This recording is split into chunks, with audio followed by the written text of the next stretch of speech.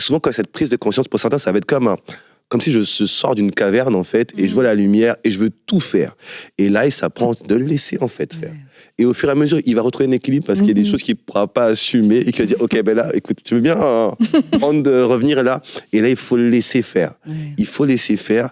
Il faut que, j'ai envie de dire, jeunesse se fasse, entre guillemets, et avec les erreurs que ça prend, avec les fautes que ça prend, mais il faut le laisser faire. Mais ça prend vraiment que la femme, elle accepte à un moment donné Mais ça, c'est pas facile, hein.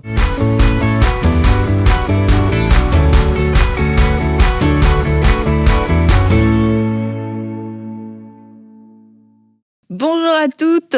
Alors, heureuse de vous retrouver pour ce nouvel épisode d'À table avec Annabelle. Et je ne sais pas si vous avez suivi l'épisode de lundi concernant le célibat, mais je vous encourage à le faire. Un très bel épisode avec Freddy qui était là pour être le porte-parole universel de tous les hommes chrétiens célibataires. Oh, une petite mission de rien du tout. Et aujourd'hui, il continue sur un sujet qui est, je ne sais pas si c'est plus délicat, mais en tout cas tout aussi important.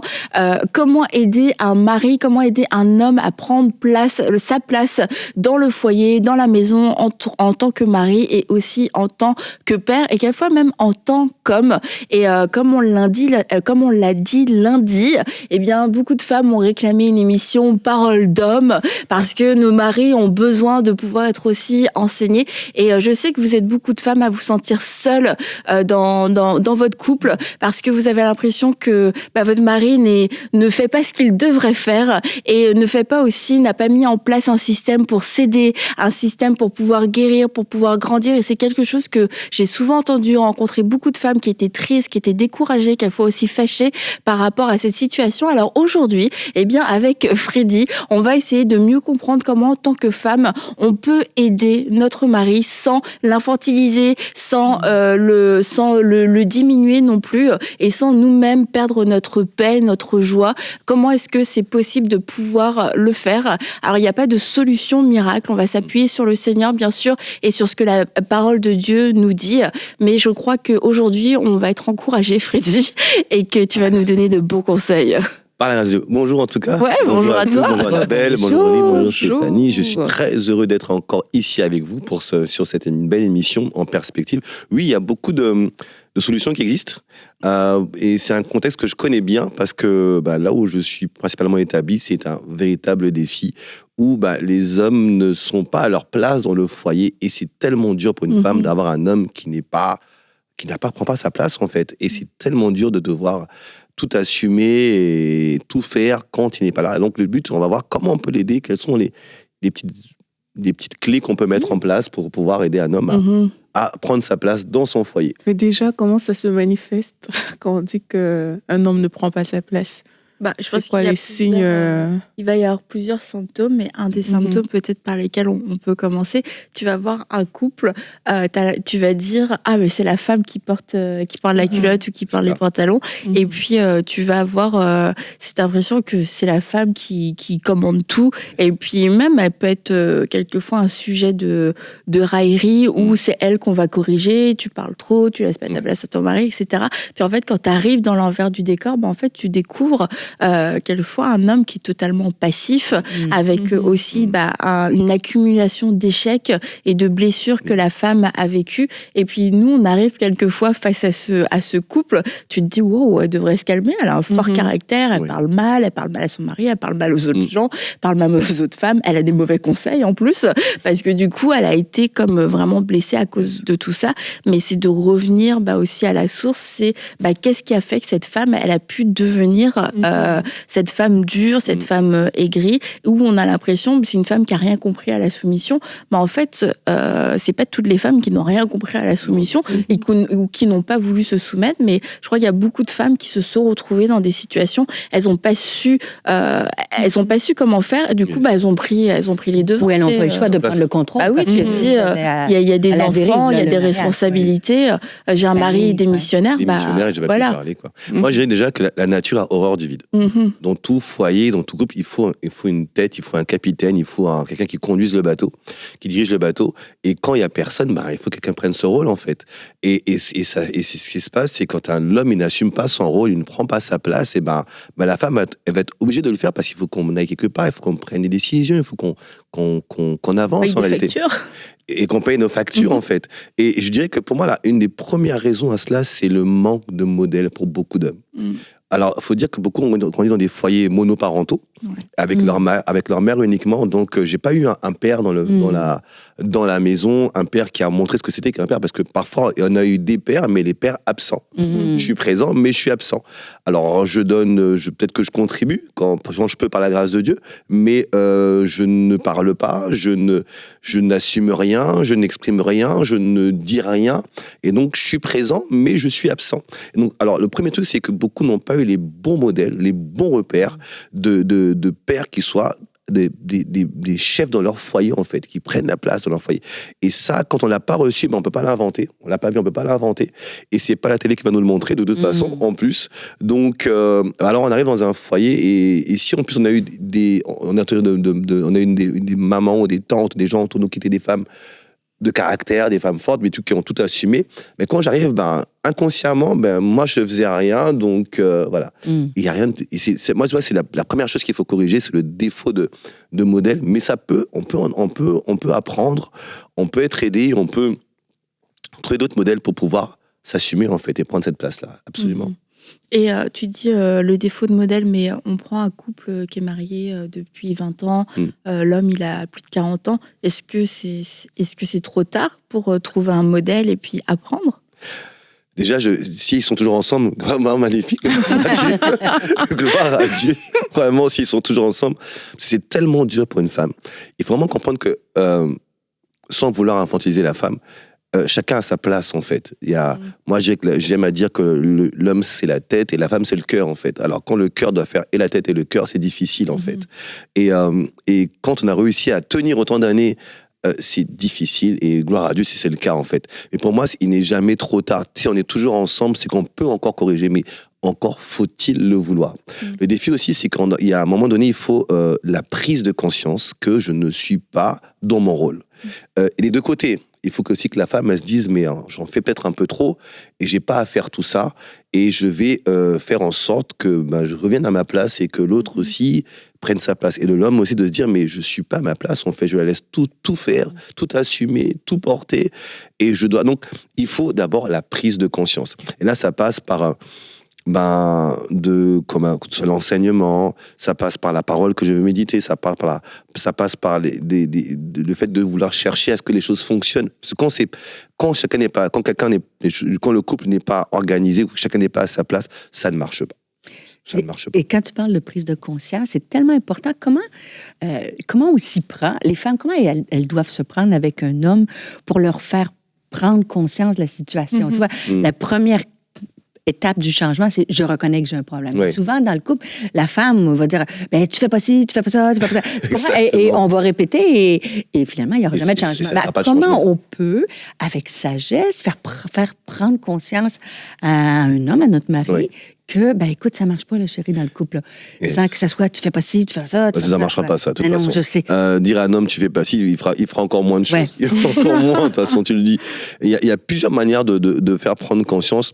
Mais toujours rappelez-vous que ce que l'homme a besoin toujours, c'est de se sentir valorisé. C'est vraiment un truc, vous me dire, mais les hommes, c'est pas des bébés. Non, mais c'est vrai.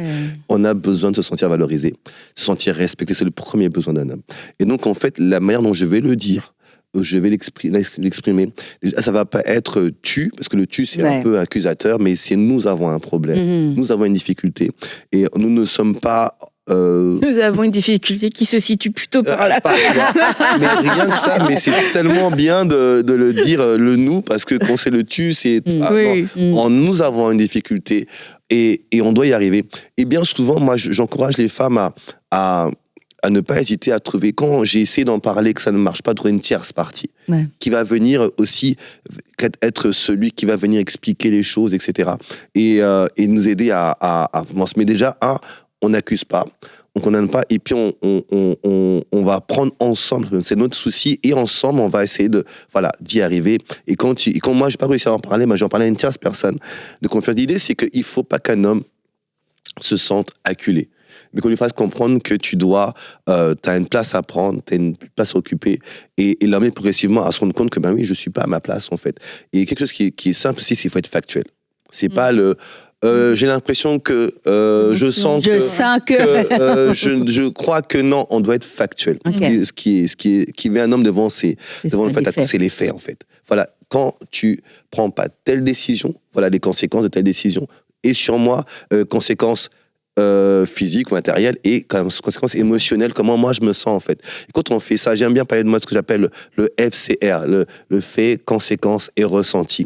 Et bien souvent, on s'exprime mal, en fait. On parle de nos ressentis sans comprendre le cheminement qui m'a amené à ça. Alors quand on dit, voici les faits et les conséquences et le ressenti, ça permet à l'homme de prendre à un moment donné conscience que, waouh, je suis un peu, j'ai ma part, en fait, et on va pouvoir travailler sur les faits pour pouvoir changer le reste. C'est bon, si on devait prendre des notes FCR. fait, quand ta femme, ta femme, elle t'envoie un message FCR, meeting. Elle dit, Seigneur, aide-moi. Elle commence à prier. Mais comment faire dans le cas où, justement, il y a des femmes qui ont engagé ce processus, elles sont même allées voir peut-être quelqu'un pour les aider. Il y avait peut-être une séance de, je sais pas trop, de conseils et tout, mais que l'homme n'a pas changé. Est-ce que c'est parce que... Est-ce qu'il faut plus de temps, je vais dire ça comme ça, ou alors il y a vraiment un défaut quelque part qu'il faut comme... Il y a un reset à bout, ton reboot là. Reset du mindset, de la mentalité. Non, c'est vrai que ça prend du temps. Ça prend du temps parce qu'en fait, quelqu'un n'a pas vécu avec ça, en fait. Donc, c'est quelque chose qu'il faut apprendre. Il faut apprendre, il faut embrasser ce rôle-là. Et puis, il y en a qui n'ont pas envie, en fait. Parce qu'un homme qui était dans un foyer pendant longtemps, où il a été tranquille, pour lui, il était tranquille, mais de l'autre côté, c'était pas le cas. Il faut que maintenant, je prenne une décision. Ça peut prendre du temps. Il faut être patiente. Les sœurs, il faut être patiente. C'est pas une guérison, c'est pas une délivrance, c'est une restauration. Et ça prend le temps qu'il faut, ça prend d'apprendre, ça prend de changer, ça prend de casser un peu. Vous savez, les hommes, c'est un peu orgueilleux, un homme, c'est orgueilleux. Donc, le temps qu'il accepte que voilà, j'ai mal fait, qu'il faut être patient. Et comment, tu sais, la femme, elle a pris les devants parce que elle a senti qu'elle n'avait pas le choix. Elle s'est dit, il va y avoir des conséquences. Donc, pour éviter ces conséquences fâcheuses pour nous, je vais prendre certaines décisions. Maintenant, tu vois, on va dire aux femmes, laissez aussi un peu d'espace à vos maris pour prendre des décisions, mais aussi pour prendre leurs responsabilités. Yes. Et il y a cette part, ça fait peur, en fait, de laisser la responsabilité, parce que tu te dis, c'est comme, je lâche. Mais là, on comprend qu'au début de la restauration, il y a 9,99 chances sur 10 que ça tombe et que la conséquence va être négative. Donc, en fait, tu sais, quelquefois, tu te dis, OK, je viens de recevoir le conseil, je comprends. Mais quand ça se répète et ça se répète, tu sais, à quel moment tu te dis, mais en fait, il veut pas changer. À quel moment tu te dis, mais je suis en train de me mettre en danger. Et le moment, non, en fait, on est dans la restauration, il faut que je fasse preuve de grâce, de patience. Tu sais, c'est un peu difficile de jauger. De jauger complètement, Annabelle, c'est complètement difficile. Et je dirais qu'il n'y a pas de... Comment dire il n'y a pas tous les cas sont différents en réalité. Tous les cas sont différents. Mais je dirais qu'il faut jauger par rapport à la situation ou à la question dans laquelle je laisse le mari décider.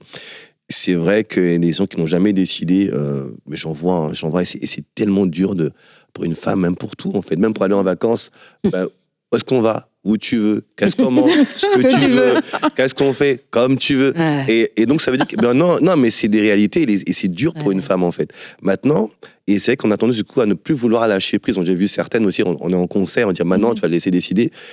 Mais juste après, je prends la décision. En fait, il faut aussi mesurer de quoi on parle, en fait. Si on parle de vacances, écoute, c'est pas grave. On parle peut-être d'investissement financier. Là, peut-être que je vais faire un peu plus attention. Et je pense qu'il faut qu'on soit flexible et pouvoir le jauger. Et puis, j'ai envie de vous dire une chose. Tant qu'il n'y a pas d'erreur mortelle, écoutez, on va faire des erreurs, en fait. Et il faut accepter l'erreur, il faut accepter de faire le mauvais choix. Tant que ce n'est pas un choix qui nous emmène au loin du Seigneur ou à la catastrophe, il faut accepter la part de se tromper, la part de se planter, la part de faire de mauvais choix et puis d'avancer en fait. Oui, puis il faut accepter que peut-être l'homme va faire les choses différemment de nous. Tu sais, moi, il y a des choses, par exemple, quand mes enfants étaient petits. C'est pas une mauvaise chose. Non, quand je voyageais, je commençais à voyager, puis là, je préparais toutes les choses pour mes enfants, puis là, mais quand j'arrivais, mais il n'avait pas mis exactement les vêtements que j'avais choisis pour mes enfants. Et tu vois, je me disais, mais c'était comme... Mais après ça, le Seigneur me dit, mais c'est pas important. L'important, c'est le jour de la photo scolaire. Mais je ridicule, je fais ça simplement, mais il y a beaucoup, des fois, on veut que l'homme prenne leur place, mais on veut que ça soit à notre façon. C'est ça. Donc, des fois, ça se peut que ça soit un peu différent, que moi, je l'aurais fait, mais c'est correct aussi. Mais c'est pas toujours facile. Non, c'est pas facile, mais il faut que la femme, elle laisse la place aussi. À un moment donné, on va pas être deux à vouloir diriger le bateau. À un moment donné, je vais me mettre un peu en retrait. Quand je vais me mettre en retrait carrément, et je vais te laisser en fait prendre et avoir tes décisions à toi. Et ça, il faut l'accepter parce que quand on a été pendant des années ensemble et que j'ai tout décidé, mais que du jour au lendemain, je comprends qu'en fait c'était dysfonctionnel, c'était pas ce qu'il fallait faire. Il faut que la femme, ça prend sur elle aussi de se dire, mais je vais me rester en arrière et je vais te laisser décider et y aller. Et parfois l'âme va être maladroit, il va peut-être mal faire les choses, mais laisse-le faire. Moi, je me rappelle, on avait une conférence d'hommes, on a parlé de ça, justement. Alors, quand les hommes ils sont revenus chez eux, 2 semaines après, j'ai eu des messages de « Qu'est-ce que vous leur avez fait à nos hommes ?» Maintenant, ils voulaient tout assumer, quoi. Je veux tout faire, je veux tout décider, tout c'est moi, et rien que moi, et rien que moi. Et on a eu des messages de plainte un peu, mais c'est passé quoi là-bas et tout. J'ai dit « Mais vous voulez quoi à la fin ?» Au final, est-ce que tu veux... Et c'est vrai que souvent, quand cette prise de conscience, pour certains, ça va être comme si je sors d'une caverne, en fait, et je vois la lumière, et je veux tout faire. Et là, il s'apprend de le laisser, en fait, faire. Et au fur et à mesure, il va retrouver un équilibre parce qu'il y a des choses qu'il ne pourra pas assumer et qu'il va dire, OK, là, écoute, tu veux bien revenir là? Et là, il faut le laisser faire. Il faut laisser faire. Il faut que, j'ai envie de dire, jeunesse se fasse, entre guillemets, et avec les erreurs que ça prend, avec les fautes que ça prend, mais il faut le laisser faire. Mais ça prend vraiment que la femme, elle accepte à un moment donné Mais ça, c'est pas facile, hein, parce qu'en fait, on aime avoir le premier rôle. C'est naturel, c'est humain, on aime avoir le premier rôle quelque part, en fait. Et quand, du coup, je dois passer au second plan, et là, c'est dur, et il faut le laisser, cette place-là. Parce qu'en fait, c'est pas un second plan, véritablement, juste, c'est la place que je dois avoir. Je suis pas effacé, je suis à ses côtés, mais il faut que je laisse prendre le bateau. Et quand tu as fait le camp, la retraite, ou je sais pas quoi, qu'est-ce que disaient les hommes? C'était quoi leur blocage, en fait? Selon eux, pourquoi est-ce qu'ils n'arrivaient pas à prendre leur place? Tous étaient pareil, j'ai pas eu de père. Ok. J'ai pas eu de père. En fait, c'était vraiment ça. J'ai pas eu de père. Et c'est une vraie raison? Mais c'était vraiment la raison. Non, c'était vraiment la raison parce que je crois que j'ai jamais vu autant d'hommes pleurer à ce camp-là. J'ai jamais vu autant d'hommes pleurer parce que j'ai pas eu de père. Et du coup, je sais pas comment faire, en fait. Pour certains, c'est une vraie souffrance. En fait. Ils sentent qu'ils devraient être ailleurs ou faire autre chose, mais c'est comme ils n'y arrivent pas. Il y en a certains, ils sont là, mais ils le font pas parce qu'en fait, ils n'y arrivent pas, parce qu'ils n'ont pas de confiance en eux, en fait. Il n'y a pas de confiance en eux. Parce qu'en fait, être un chef, quelque part, ça prend d'avoir confiance en soi. Ça prend de savoir qui je suis et de quoi je suis capable. Et beaucoup d'hommes, en fait, ont une très faible estime d'eux-mêmes parce que on n'a pas été valorisés, on n'a pas su ça. Et donc, en fait, alors ça va se manifester par de la jalousie. Beaucoup d'hommes sont jaloux. Ils font rien, mais ils sont très jaloux. Tu vois. Ils font rien, mais ils sont hyper jaloux parce qu'en fait, ils n'ont pas d'estime, en fait, d'eux-mêmes. Quand quelqu'un a une bonne estime de lui-même, il n'a aucun souci avec que ma femme sorte, elle s'accomplisse. Au contraire. Je sais ce que je veux, elle n'ira pas voir ailleurs. Donc, mais là, ça prend ça. Donc, c'est la première raison, c'était j'ai pas de modèle parce qu'en fait, j'ai pas eu mon père. Alors, parfois, le père était là, mais il était totalement absent, comme on l'a dit tout à l'heure. Et c'est ça qui fait que c'est la première raison. Et après, quand on leur explique les conséquences de ça vis-à-vis du Seigneur, vis-à-vis de toi, vis-à-vis de ton foyer, il y a comme une prise de conscience. Alors, pour beaucoup, c'était vraiment, alors je vais tout rattraper d'un coup, et là, ils sont repartis à fond.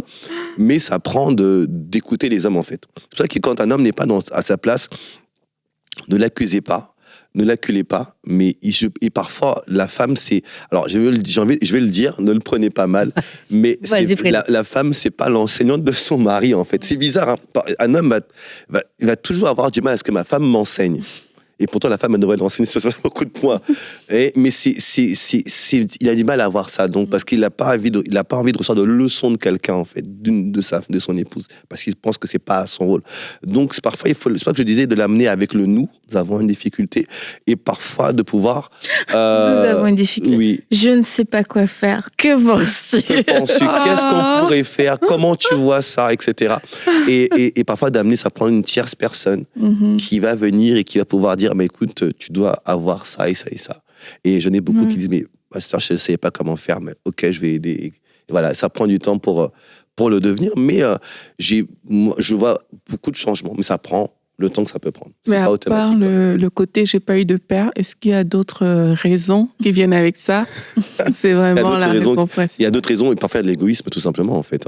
Parfois c'est l'égoïsme, je pense qu'à moi, et c'est vrai, on doit le dire aussi. Les hommes, pardonnez-moi, je vais être franc, un homme est plus égoïste qu'une femme. Mais c'est vrai, regardez, quand l'homme il va sortir, il va acheter un croissant pour lui, la femme elle va sortir, elle va acheter le croissant pour tout le monde, elle va acheter...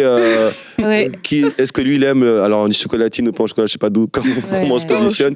Au chocolat. Déjà, elle sait ce qu'il aime. Elle sait ce que tout le monde aime. Elle va arriver pour tout le monde. Parce que elle est une femme, généralement, alors on parle de généralité, et comme ça. Alors l'homme va dire, il va faire son truc, mais tu m'as rien demandé, en fait. J'ai rien ramené parce que tu m'as rien demandé, tu vois. Il y a ça aussi, il y a ce côté égoïste qui fait que parfois, on est sur soi et on estime que la femme, elle gère le foyer. Mais ce qu'un homme oublie, c'est qu'il doit donner une direction à son foyer. Donc, il doit donner un mot, une direction pour tous les domaines du foyer, en fait. Et tu penses que des fois, quand les enfants arrivent dans tu commences ta famille s'agrandit, tu as tes enfants, et comme tu dis, les femmes, on est maternelles, on prend soin des enfants, et des fois, le mari peut se sentir moins important. Souvent. Voilà. Souvent. Et c'est pour ça qu'il dit, tant qu'elle s'occupe des enfants, qu'elle s'occupe de tout. Tu vois, c'est comme s'il serait moins valorisé, l'homme, dans tout ça. En fait, vraiment, c'est... Mais j'en ai entendu. C'est un peu... Oui, dis-moi, Frédéric, je ne suis pas à côté de la plaque. Non, tu n'es pas totalement à côté de la plaque. Et parfois, c'est que... Pas totalement. Un petit peu. Un petit peu. Non, je dirais que... Oui, parce qu'il y a des femmes, effectivement, dès que l'enfant arrive, on oublie qu'on avait un mari, en fait. Avant, on est un couple, avant d'être une famille. Exactement, des fois, c'est difficile à vivre pour l'homme. Et ça, on oublie l'homme. Et du coup, voilà. Et l'homme, il laisse faire et puis il finit par en faire une raison. Les enfants avant, et moi, quand on aura du temps pour moi. Et donc, c'est vrai que ça peut être le cas. Mais bien souvent, il y a la raison je disais, une des raisons aussi, c'est que on n'a pas été enseigné, en fait. Pour certains aussi, ils savent pas comment faire. Ils savent pas comment faire. Là, j'ai pas... parfois, oui, j'ai eu un père qui était présent, mais moi, je sais pas trop comment faire. Qu'est-ce que je dois faire? Donc, je connais pas ma place, en fait. Et ça aussi, c'est vrai qu'il faut vraiment accompagner. Avant, je pense que quand on voit les modèles bibliques, etc., il y avait vraiment un accompagnement. On avait un accompagnement... Dans le modèle biblique, on grandissait dans la même maison que son père, avec sa mère. Même quand j'avais ma femme, je venais habiter chez mes parents avec ma femme. Donc, j'avais un modèle que je voyais, etc. J'apprenais à le faire, en fait. Et il faut apprendre à le faire. Donc, parfois, on ne sait pas trop comment faire. Et on fait, du coup, on fait rien, parfois. On fait mal. Mais il faut apprendre à faire. Et puis, ça s'accompagne, en fait.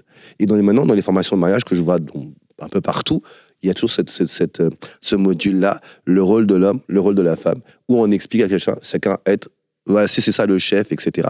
Et parfois, pour les femmes, c'est pas facile. De dire, non, il va pas décider pour moi. Non, mais c'est... il décide pas de toutes les choses pour nous, là, quoi. En plus, tu vois, mais ce truc-là, quand on fait ces cours-là, c'est toujours patient de voir les réactions beaucoup de femmes, non, moi je me suis assumée toute seule, non, il va pas dire. Mais c'est vrai il faut laisser sa place. Mais tu as tellement raison, parce que tu sais, le rôle du protecteur, en fait, toutes les femmes, on recherche un mari qui va être protecteur, mais des fois, on s'assume tellement qu'on ne laisse pas être protecteur. Moi, une fois, quand j'ai commencé à voyager, j'avais accepté une invitation à l'autre bout du monde, tu vois, puis je m'en allais tout seul comme ça, puis là, je disais, puis là, je suis allée, puis là, j'ai commencé à voyager plus, puis à un moment donné, un état d'âme. Je dis, chérie, il me semble que tu n'es pas protecteur, tu ne me protèges pas, tu vois. Mais il dit, mais je serais mort si j'avais... Parce que tu fais tes trucs, tu t'en vas. Et maintenant, j'apprends, tu sais, si des fois, on recherche quelque chose de notre mari, mais on lui laisse pas la place pour le faire. Mais il me dit, mais être un protecteur, t'es parti là-bas, t'es parti à droite, je vais mourir. Et là, finalement, vous comprenez un peu l'idée. Donc maintenant, des fois, on a des besoins, mais on laisse pas un peu de place à l'homme de l'exprimer aussi, tu sais. Donc là, il me protège tout plein, là. Mais une manière de le faire, Stéphanie, ce que j'aime bien, ce que tu dis, une manière de le faire, comment aider un homme à reprendre sa place, c'est de le solliciter. Ouais. Pour ça, c'est de le solliciter. Pour mon rôle de protecteur, c'est de le solliciter, en fait. Et tant qu'on lui demande pas, parfois, il dit rien, mais il y a des hommes ça demande du tempérament, des hommes qui ne s'expriment pas beaucoup, il faut lui demander, il faut le mettre devant le truc, et il va prendre sa place au fur et à mesure. Mais c'est vrai qu'il faut lui demander. Si on lui demande rien, il fera rien, en fait. Et aussi par rapport aux enfants, dans le rôle de l'éducation, il y a beaucoup de femmes qui ont senti qu'elles devaient gérer les enfants et elles se sont senties seules. Les enfants, c'est ton département, tu te débrouilles. Et du coup, elles passent tout le temps un peu pour la méchante aussi. Et parce que c'est elle qui dit non, c'est elle qui discipline tout le temps, c'est elle qui prend les mauvaises nouvelles et qui gère les mauvaises nouvelles. Et puis elle se dit, si c'est pas moi qui le fais, ces enfants vont être complètement laissés à volo. Et puis quelquefois, le père arrive et puis lui, c'est le gentil. Quand il arrive à la maison. Non, mais tu sais, mais même là, la mère, elle est là, oui, là. Et puis tu vois le père. Et mais tu sais, c'est rigolo là à dire. Mais pour des femmes, c'est des vraies souffrances parce qu'en fait, elles ont l'impression qu'elles sont pas dans leur rôle, c'est pas ce qu'elles veulent faire, mais elles le font pour le bien de leurs enfants. Mais en même temps, elles ont cette souffrance de se dire, mais moi, j'ai une relation que je veux même pas avoir avec mon enfant en fait. Et parce que lui ne prend pas sa place. Alors comment est-ce que la femme peut laisser plus de place à son mari sans que non plus les enfants deviennent des délinquants?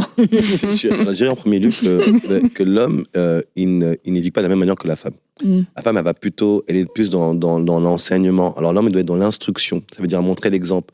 Et donc souvent, on n'a pas avoir la même manière de dire les choses. L'homme va toujours vouloir plutôt montrer l'exemple, et là où une femme va être plutôt vocale, en fait. Et parfois très vocale. Mais tu dis jamais ça et tout ça. Et regardez, et puis l'homme est arrivé, fais ça, tu vois, ou fais différemment. Et donc déjà, l'éducation est différente du point de vue de l'homme et de la femme.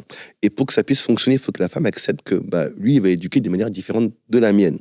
Et pas souvent, et pas au même rythme que moi, ou de manière différente. Alors là où, moi je vois... elle va élever la voix. Vos chambres ne sont pas rangées, rangez votre chambre, etc.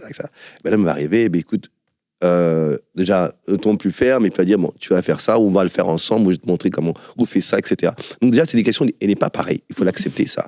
Et du coup, ne pas mal réagir parce qu'il ne fait pas comme moi. Donc rien que ça, déjà, il faut l'accepter et lui laisser sa place au mari, au père des enfants.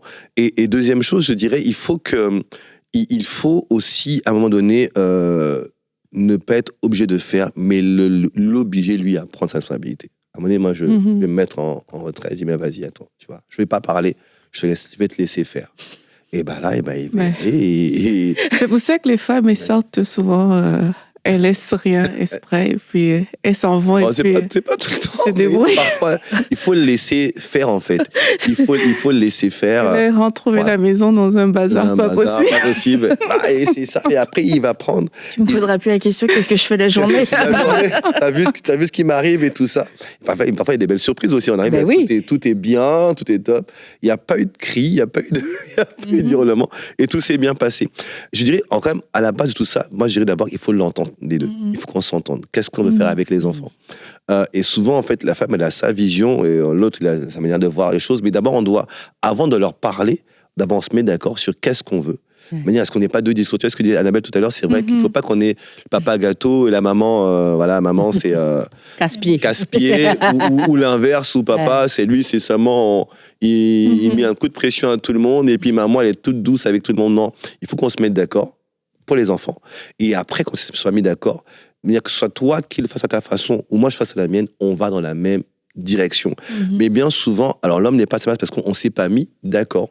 On ne l'a pas forcément consulté. Alors je parle pour les hommes, je les défends ce matin un peu, excusez-moi. Mais l'idée, c'est qu'on se mette d'accord en fait. Et souvent, on ne se met pas d'accord. Et c'est pareil pour la place dans tout. On peut se mettre d'accord entre nous, où est-ce qu'on va. Et après, même si toi, tu as le dernier mot, mais on s'est mis d'accord, on a échangé, on a partagé et on va le faire. Voilà. Et quand c'est comme ça, ça se passe plutôt bien. Et quand tu as des histoires comme Abigail et Nabal, c'est quoi la référence exacte, quelqu'un là? Pas moi. Abigail et Nabal, donc juste pour un petit contexte, comment Nabal prend une décision de ne pas aider les serviteurs de David quand ils viennent solliciter son aide. Et puis, ça crée... David n'est pas très content. Et finalement, ça revient aux oreilles d'Abigail, qui comprend que son mari s'est trompé et que lorsqu'il a pris cette décision seul, en fait, il met en danger tout le monde. Et là, Abigail, elle décide de prendre les devants et d'aller donner le ravitaillement aux serviteurs, etc. Tu vois, c'est tout le temps un petit peu aussi la limite. À quel moment est-ce que je suis plus une femme soumise et à quel moment est-ce que tu vois, je deviens cette héroïne comme Abigail ou tu vois, je suis ou t'es une Jézabel, tu vois. Entre Abigail et Jézabel, c'est où ça choisir. Les femmes, elles vont tout le temps se sentir comme des Abigail. Oui, mais c'est parce que si je l'avais pas fait, il y allait avoir des conséquences. Et puis, du côté des hommes, c'est comme, oui, c'est Jézabel, prend toute la place, elle est masculine, etc. Blablabla. Je veux dire, il y a un peu ces deux perspectives. Donc, comment être Abigail, cette héroïne? Déjà, vous n'avez pas un Nabal, parce que avoir un Nabal, c'est juste horrible. Un fou comme Nabal. Je dirais, en fait, d'où son nom, d'ailleurs, porte bien son nom. Exact. Mais là, cet exemple, il est super, cet exemple-là. En fait, on voit la limite de la soumission. La limite de la soumission, c'est déjà, c'est l'obéissance à Dieu, et également, c'est la mise en danger du foyer. Et voilà, si mon foyer est en danger, on va dans le péril, on va à la catastrophe, on va au crash, je vais prendre les devants. Mais vous avez vu, ce qu'Abigail a fait, elle a fait de manière sage, elle n'a pas... Nabal ne s'est pas senti dévalorisé parce qu'il était au courant de rien. Elle a juste avec il était au courant de rien. Il ne savait pas qu'il devait déver sa... Il était dans son état normal, lui. La vie sauve pendant quelques jours supplémentaires grâce à sa femme. Parce qu'en fait, elle a pris ce rôle-là, elle ne l'a pas rabaissé lui, mais même si elle a dit que mon mari est un peu, un homme un peu, Mais elle a dit avec ses mots, et c'est pas sentir c'est pas lui, du coup, pour lui, il était toujours dans son rôle de chef, mais elle a pu sauver le foyer avec beaucoup de sagesse. Donc, je sais qu'à un moment donné, quand décision qu'on a prise nous amène à la catastrophe, il faut que la femme, elle se lève, elle prenne qu'elle agisse, en fait. Tout en en ne dénigrant pas son mari, en ne le rabaissant pas, mais elle doit agir. Et de toute façon, je vais vous dire une chose, quand à la fin on voit les fruits d'une action, l'homme qu'il est, à un moment donné, il va dire, ouais, t'as bien fait de faire ça. T'as bien fait de prendre... Et je vais vous dire une chose, ça prend du temps pour un homme de comprendre qu'une femme, c'est une... Tous les hommes vont dire, t'as bien fait de faire ça. À un moment donné, quand je vois que j'ai échappé à la mort, t'as bien fait de faire ça. Ça prend du temps, alors. On a échappé à la banqueroute. Mais ça prend du temps pour un homme de comprendre que sa femme, c'est une aide. Ça prend du temps parce que... alors, on parle du cas où il est à peu près à sa place et qui veut faire des choses, mais il doit comprendre qu'en fait, ça prend du temps parce que souvent, on va prendre des décisions et au bout d'un moment donné, je me suis tellement cassé la figure et finalement, je t'aurais écouté. Alors, je dis aussi aux femmes, pas la peine de lui dire, tu m'aurais écouté, tu aurais fait comme je t'ai dit, on n'en serait pas là. Ça, il n'y a rien, il ne faut surtout pas faire ça. Mais se dire, dommage. Il y avait peut-être mieux à faire, mais voilà, ok. Mais au bout d'un moment, il va se rendre compte que, en fait, ma femme, c'est quand même mon aide, en fait. Elle a quelque chose qui m'aide à prendre les bonnes décisions. Quand on a compris ça, ça devient mon partenaire et puis je fonctionne avec, mais ça prend de... C'est pour ça que le temps, on peut pas enlever le temps pour se construire et devenir un foyer. C'est ça que ce qui aide les femmes à laisser de la place à l'homme, c'est quand tu sais que un chef de famille, c'est un homme qui aime Dieu puis qui prie Dieu. Des fois, il y a beaucoup d'hommes, ils veulent prendre leur place, mais la femme, elle n'est pas en confiance de savoir que l'homme va consulter Dieu et qu'il va chercher la face de Dieu, tu vois. Donc, dans la Bible, ça dit que la femme se taise dans les assemblées, qu'elles interrogent leur mari à la maison. Moi, je dis souvent, il y a bien des femmes qui aimeraient interroger leur mari à la maison, mais les hommes n'ont pas pris le temps en prière, ils sont même pas dans les assemblées, tu vois. Donc, excusez-moi, ça fait du bien de le dire, mais et c'est exactement... Moi, je pense que dans le cœur de la femme, quand je parle de protection, comment Dieu nous a créés, moi, je pense que toutes les femmes, lorsqu'elles se sentent en sécurité, en confiance, et qu'elles sentent que son mari, son homme, c'est un homme qui aime, pas un parfait, mais qui aime Dieu puis qui cherche Dieu, je pense qu'elle va prendre sa place plus facilement. Et l'homme, des fois, on dit, ma femme est toujours sur mon dos, mais si c'est un modèle de... Et tu sais, je dis pas être 95 heures par semaine en prière, mais que tu sens que ton homme, c'est un homme qui cherche Dieu. Je pense que la femme, elle aurait confiance de dire, Dieu va lui parler. Mais quand tu dis ça, Stéphanie, en fait, je comprends qu'il y a un rôle, on parle de mari démissionnaire, mais il y a un rôle spirituel et un rôle naturel. il y a tous ces casquettes, en fait, qu'il faut porter. Et là, tu abordes la casquette spirituelle où il y a des gens qui démissionnent aussi de ce côté-là. Ouais. Tout comme de façon naturelle, il y a des personnes aussi qui peuvent démissionner. Donc, c'est important d'avoir les différentes perspectives. Ouais. Et du coup, par rapport à cette casquette spirituelle, comment aider un homme qui est démissionnaire. Et puis surtout, le truc, c'est que, avant de répondre à la question, je dirais surtout, c'est que les femmes, elles voient tout ce qui va pas. La femme, en fait, une femme, elle a ce côté de tout voir, en fait. Regardez, un homme, il fait un truc à la fois, mais une femme, elle va tout faire en même temps parce qu'elle voit tout ce qui se passe. Et surtout, elle va voir ce qu'il ne fait pas. Et quand elle ne va pas le voir en prière, elle ne va pas le voir méditer la parole, elle ne va pas le voir faire des choses, forcément, elle va se dire, mais non, il n'a pas consulté le Seigneur, il ne va pas savoir faire ça. Mais le truc, c'est qui est difficile pour une femme, c'est qu'elle ne peut pas le forcer à prier. Le forcer à lire pire pour un homme se faire forcer. Par contre, ce qu'elle peut faire, elle, c'est de prier pour lui. Oui. Et ça, il faut n'oubliez pas que votre prière a de l'importance parce que c'est votre mari, vous avez une alliance ensemble et votre prière a du poids, en fait. Votre prière peut changer un homme. Et bien souvent, on ne parle pas assez de la prière d'une femme qui peut changer un homme. Votre prière peut le changer. Je pense que d'abord, on parle de l'aspect spirituel, et ce qui est spirituel se traite de manière spirituelle, et ça commence par prier pour lui. Et bien souvent, on ne prie pas. On va constater un défaut, on va constater un problème, on va se plaindre de ce qu'on voit, de parler d'autres. Hein. On va se plaindre de ce qu'on voit, et l'homme, pareil aussi, on va se plaindre, mais on ne va pas prier pour changer les choses. Or, prier va faire deux choses. Prier va agir d'abord dans le monde spirituel, va changer les choses, et la deuxième chose que va faire la prière, va créer de la compassion dans le cœur. Un, on va spirituellement changer, mais deux, quand on prie pour quelqu'un, qu'est-ce qui se passe? C'est que je vais avoir de la compassion pour lui. Je vais avoir de l'indulgence pour la personne. Et du coup, j'aurai moins le regard... parce que je prie pour toi, en fait. Et comme je prie pour toi, je m'attends à avoir ton changement.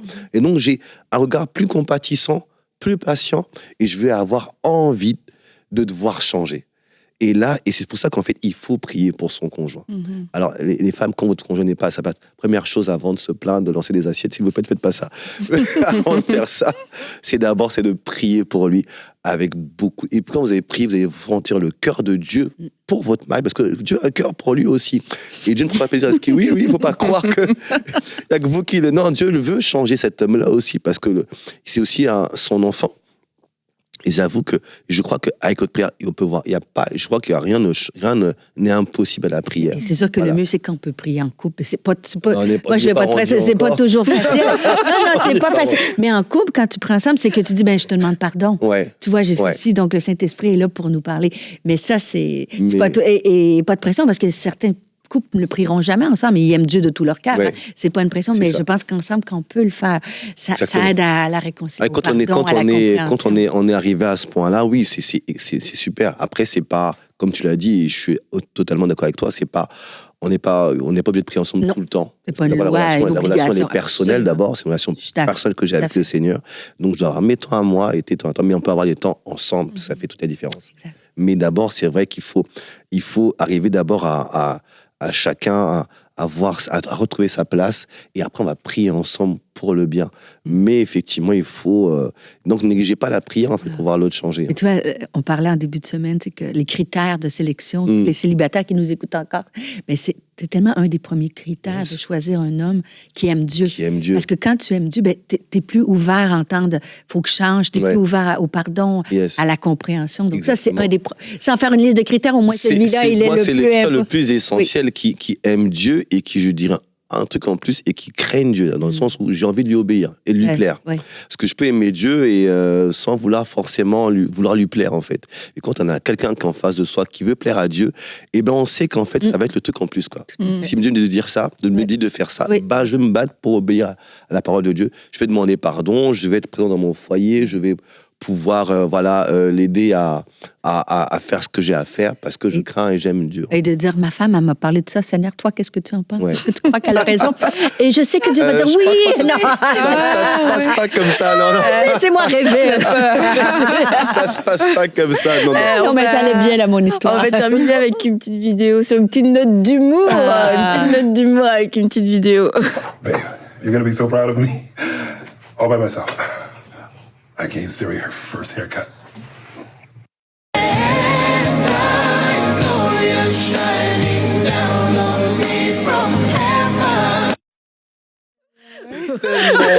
ce que nous subissons. C'est tellement vrai. Et c'est pour ça qu'on ne prend pas notre place. On a peur de partir avant le temps. C'est pour ça. On veut vivre longtemps. C'était sur une petite note d'humour, mais je sais que c'est pas drôle tous les jours, ni pour toutes les femmes, parce que il y a des situations comme ça qui sont où il y a pas mort d'homme en fait, et puis dans quelques années on pourra en rire, mais pour des femmes c'est une situation aussi qui perdure depuis quelquefois 20 ans, 30 ans, puis t'as aucun signe d'espoir. Aucun signe d'espoir, et tu vois pas non plus la volonté chez l'autre de changer, mais n'empêche que comme tu l'as dit, la prière ça doit rester, et même au fil des années notre arme, et de ne pas se laisser aller, et que quand bien même l'autre ne ferait pas ce qui est bon devant Dieu, c'est ma responsabilité personnelle à moi devant Dieu de rester une femme qui craint et qui honore Dieu, parce que je pourrais pas dire après moi j'ai complètement dévié aussi, parce que lui n'a pas voulu t'honorer, et c'est de se dire moi je veux garder mon cœur devant toi, Seigneur, et puis croire que tu es capable de le faire, tu es le Dieu des miracles. Amen. Et on arrive au bout de cette émission, Freddy. Est-ce qu'on peut prendre le temps de prier pour particulièrement ces femmes qui souffrent depuis plusieurs années? Absolument. On va prier ensemble avec vous. Père, dans le nom de Jésus-Christ, nous venons devant toi et on s'associe à toutes nos sœurs qui sont dans des foyers où le mari, le frère n'a pas pris sa place, et nous voulons d'abord te demander de les fortifier, de leur donner ta paix, cette paix qui dépasse tout entendement, que cette paix-là soit leur partage. Et nous prions, Père, que tu puisses toucher le cœur de leur mari et les amener à prendre conscience de leur rôle et de la place qu'ils doivent occuper. Nous croyons que, Père, rien n'était impossible. Tu as dit que si 2 d'entre vous se mettent en accord pour demander une chose, elle leur sera accordée. Alors nous allons nous accorder tous ensemble, et ici et avec ces sœurs-là, ces femmes-là qui nous suivent actuellement. Nous prions, Père, que le cœur de leur mari soit touché et soit enclin à changer, à être transformé et à prendre cette place dans leur foyer de protecteur, de sacrificateur, de chef, de celui qui donne la direction du foyer. Merci, Père, de ce que nous croyons que là où des mauvaises semences ont été plantées, elles seront déracinées, et que par ta grâce, ces changements seront visibles, afin que ces couples puissent t'honorer, car le mariage doit être honoré de tous, et que leur foyer t'honore, toi seul. Seigneur, merci encore parce que tu les fortifies en attendant, et cette paix, cette force et leur partage, au nom de Jésus le Christ, avons prié. Amen. Amen. Merci beaucoup. Merci à vous. Et puis j'ai envie de dire aux femmes, courage, perdez pas espoir. Dieu peut tout faire, et que priez, et aussi faites appel à quelqu'un qui va vous aider à avancer dans cette direction. Merci beaucoup. Merci. Merci à vous. On se retrouve vendredi, nous, pour notre dernier épisode de la semaine. Donc, à vendredi dans À table avec Annabelle.